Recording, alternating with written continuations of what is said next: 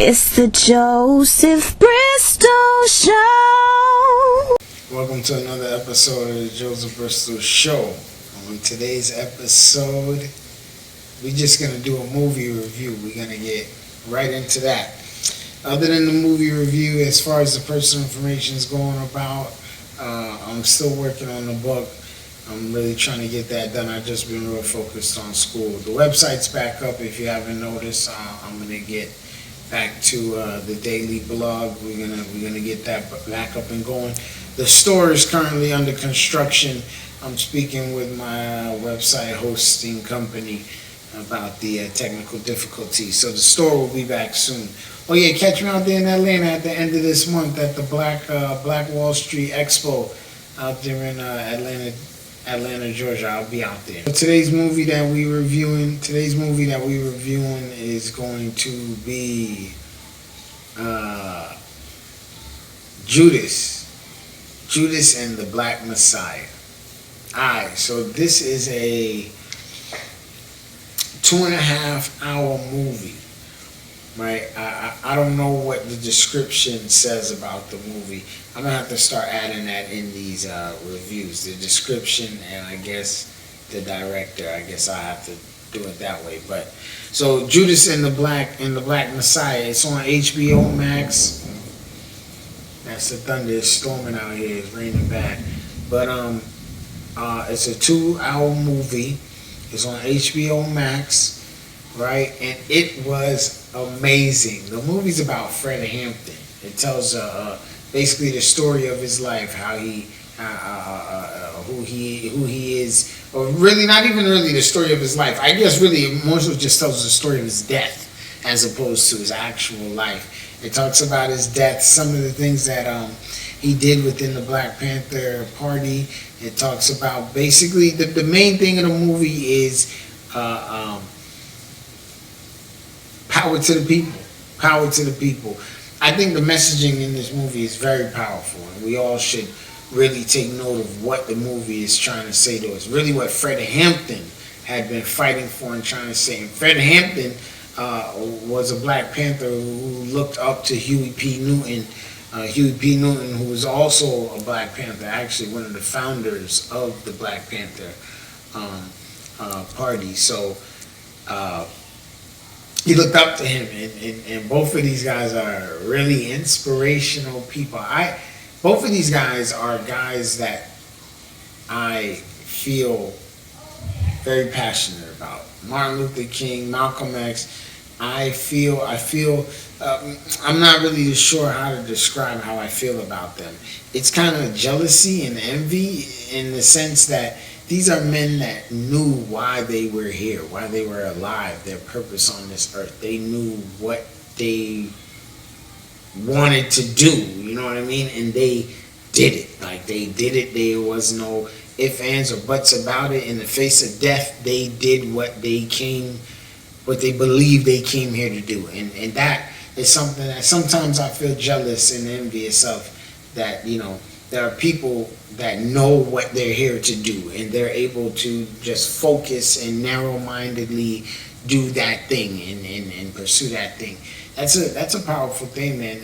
A lot of people, they get lost in the sauce. They get lost in life because they don't know why they're here. They don't know why they're still alive. They have no idea, but I'm getting off topic. So the movie also shows like how the Black Panther Party did for the communities, how they helped the people, how they organized, how they went about trying to better Black people, how they went about doing it, how they had classes where they would teach members before they were allowed to join. They had books that people had to read. They went out feeding the children, feeding hungry adults. They did their best to help all over Black and brown community. So the romance in this movie was beautiful. It's very patient, slow build, slow setup. It's very beautifully written, the way that the romance is brought into the movie and how it's talked about and displayed. I really enjoyed that. And then of course we have the bad guy. Well, you know, the bad guy I guess would be what? The detective and O'Neill, the guy who is Judas, essentially.